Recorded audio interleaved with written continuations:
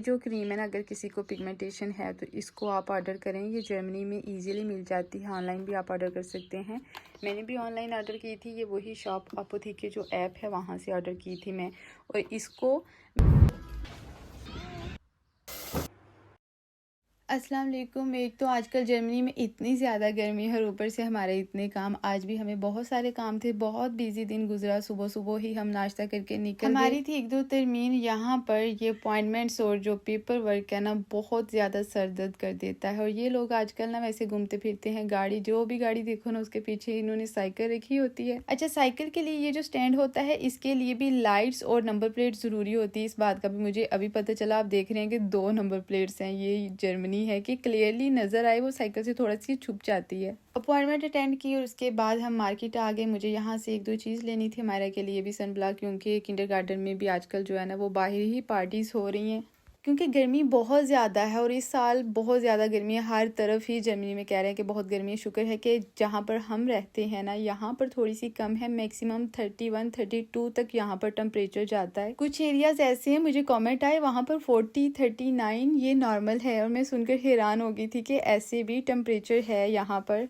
मतलब हमारा जो एरिया है ना ये ऐसे है जैसे पाकिस्तान में मरी, जैसे मरी में इतनी ज़्यादा गर्मी नहीं होती, यहाँ पर भी इतनी ज़्यादा गर्मी नहीं होती। हाँ, लेकिन जब सर्दी होती है ना तो यहाँ पर सर्दी सबसे ज़्यादा होती है। इतनी गर्मी में जब आपका डेली रूटीन में घर से बाहर आना जाना है, फिर कलर जो है ना वो काफ़ी ज़्यादा ख़राब हो जाता है, पिगमेंटेशन आ जाती है। ये अकेली वजह नहीं है पिगमेंटेशन के लिए, ये हार्मोनल चेंज, एक्ने के मार्क्स और प्रेगनेंसी की वजह से भी हो जाती है। मैंने उसके लिए ऑर्डर की है यहाँ पर एक क्रीम, बहुत अच्छी। मुझे पिगमेंटेशन ज़रा अच्छी नहीं लगती थी और मुझे नहीं लगता था कि मैं भी इसको फेस करूँगी। इतनी बुरी लगती हैं ये, फेस पर आपका सारे का सारा जो कॉन्फिडेंस लेवल है ना उसको बिल्कुल लो कर देती हैं।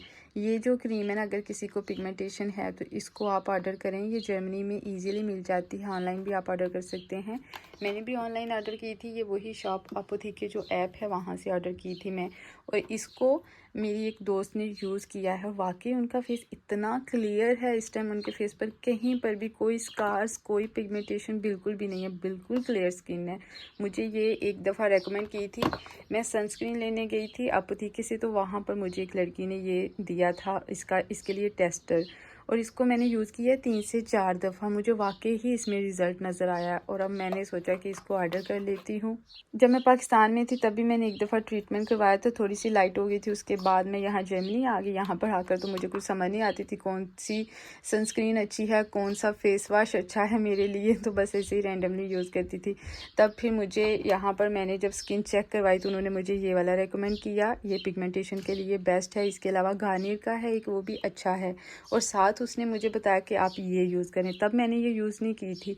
अब जाकर पिगमेंटेशन काफ़ी ज़्यादा मुझे हो गए हैं, तो मैंने सोचा कि इसका इलाज करना चाहिए। शॉर्ट, अगर किसी को पिगमेंटेशन है, एक्ने स्कार्स हैं, तो आप इसे ऑर्डर करें। इसके साथ कोई भी जेंटल क्लींसर, अच्छा सा मॉइस्चराइज़र और SPF 50 आप सनब्लॉक यूज़ करें, जो भी आपको सूट करता है। आई होप कि इसके अच्छे रिज़ल्ट आएंगे और मैं भी आपके साथ शेयर करूंगी कि अब भी इसके रिज़ल्ट क्या हैं। इससे मैंने सुना है कि एक दफ़ा अगर आपकी पिगमेंटेशन क्लियर हो गई है ना, दोबारा आती भी नहीं है, नहीं तो इसकी ये भी बहुत ज़्यादा टेंशन होती है। तो जो मेरी दोस्त ने यूज़ की थी उनको वाकई अभी तक नहीं आई, काफ़ी साल हो गए, 6-7 साल हो गए उनको ये यूज़ किए। आई होप कि मुझे भी कभी भी ना आए दोबारा। अच्छा, ये जो सीरम है ये 2 तरह का है। एक है वो बिल्कुल जब आप लगाएंगे तो नज़र नहीं आएगा, और एक है उसमें हल्का सा कलर होता है, जैसे कि आप डेली रूटीन में हल्की सी बेस यूज़ करते हो वैसा। अगर आपको वो पसंद है तो आप वो ऑर्डर कर सकते हैं। बाकी प्राइस और काम दोनों का सेम है, जस्ट ये डिफरेंस है कि अगर आपको कलर वाला पसंद है, आप डेली रूटीन में थोड़ा सा मेकअप करती हैं, तो मेरे ख्याल से कि आप कलर वाली ऑर्डर कर लें, वो बेस्ट रहेगी। गर्मी इतनी ज़्यादा थी कि मेरा बिल्कुल भी मूड नहीं था। एक दफ़ा मैं सालन बनाऊँ, उसके बाद मैं रोटियाँ बनाऊँ। मैंने सोचा कि जल्दी से बस ना चावल बना लेती हूँ। इसके बाद बच्चों का ये भी प्रोग्राम था कि उनको आज स्विमिंग पूल जाना है। वापसी पर हमने मायरा को किंडरगार्टन से ले लिया था। इस टाइम वो सो रही थी, दोनों ही सो रही थी, आबिश भी, इमरान भी, अमायरा भी। पहले मेरा भी दिल किया कि मैं भी थोड़ा सा रेस्ट कर लूँ, फिर मैंने सोचा कि अभी ये दोनों सो रही हैं तो ये गोल्डन टाइम है कि मैं जल्दी से अपने सारे काम खत्म कर लूँ। चावल बनाकर भी मेरा काम खत्म नहीं होता। अमायरा ने पता नहीं क्यों चावल छोड़ दिए हैं, तो जब भी मैं चावल बनाती हूँ उसके लिए मुझे एक्स्ट्रा रोटी बनानी पड़ती है। और रोटी तो बना लें, वो भी खैर इतना ईजी नहीं लगता, बहुत गुस्सा आता है, लेकिन जब आपको आटा भी गूंदना पड़ता है स्पेशली, फिर बहुत ज़्यादा गुस्सा आता है। मैंने अपनी तरफ से ये जल्दी वाला काम किया था कि काम थोड़ा करना पड़े, लेकिन बाद में मुझे याद आया कि मेरी मैडम तो चावल खाती नहीं है, वो खाएगी नहीं, तो फिर मुझे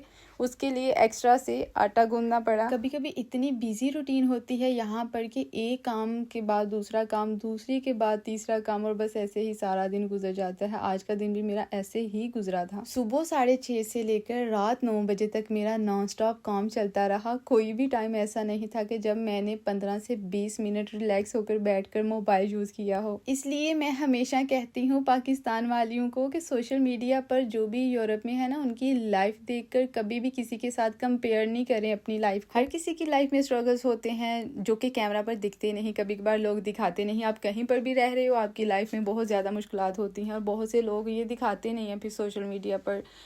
वो चाहते हैं कि सब जो है ना वो मोटिवेट रहे। है मैंने जल्दी में झटपट में तैयार होने वाले आलू मटर के चावल तैयार किए। मटर बहुत ज़्यादा टाइम आपका बचा देते हैं, इनको घंटा बैठ कर निकालना नहीं पड़ता। अब मुझे समझ आती है कि यहाँ पर इतनी ज़्यादा जो चीज़ें हैं ना, मतलब फ्रोज़न आइटम बहुत ज़्यादा हैं, बॉइल्ड वेजिटेबल्स मिल जाती हैं, हर चीज़ जो है ना वो आपको तैयार भी मिलती है। लेकिन मुझे ये ज़्यादा अच्छी नहीं लगती।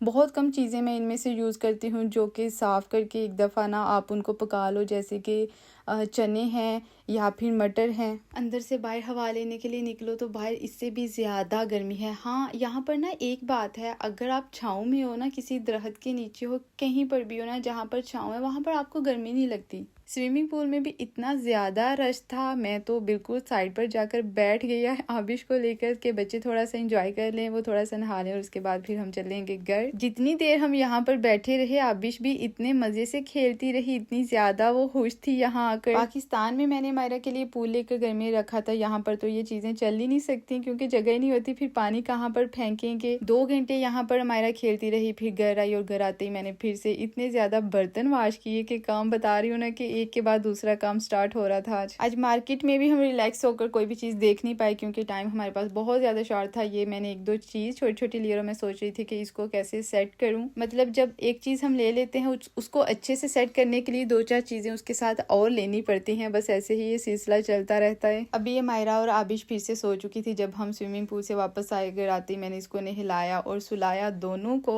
उसके बाद फिर से मैं लगी इधर उधर, कोई भी छोटा मोटा सा अगर कोई काम पड़ा है तो वो भी खत्म कर लूँ। इनको देख रही थी कि कैसे सेट करूं, साथ ही फिर मैंने कपड़े भी उठा लिए। एक तो कपड़ों का काम नहीं खत्म हो रहा, मतलब आप जो है ना एक दफ़ा प्रेस करके रखते हो, साथ ही फिर से इतने ज़्यादा इकट्ठे हो जाते हैं जिनको वॉश करना है, प्रेस करना है। और ये मैं एक तो कपड़े नहीं खत्म होते, दूसरा यहाँ पर छोटे छोटे से जो है ना वो आयरन स्टैंड होते हैं, वहाँ पर इतना टाइम लग जाता है कपड़े को प्रेस करते वक्त, छोटा सा बिल्कुल होता है। मुझे आदत हो चुकी है इस पर, इतनी ज़्यादा प्रॉब्लम नहीं होती, लेकिन ये है कि आपको बार बार कपड़ा उठाकर इधर से उधर करना पड़ता है। फाइनली मैंने कुछ कपड़े प्रेस कर लिए, 1-2 रह गया था और ये जो रह गया है ना अब ये पता नहीं कब तक पड़े रहेंगे। सुबह से रात हो गई और काम अभी तक खत्म नहीं हुए हैं, ये काम तो चलता रहेगा।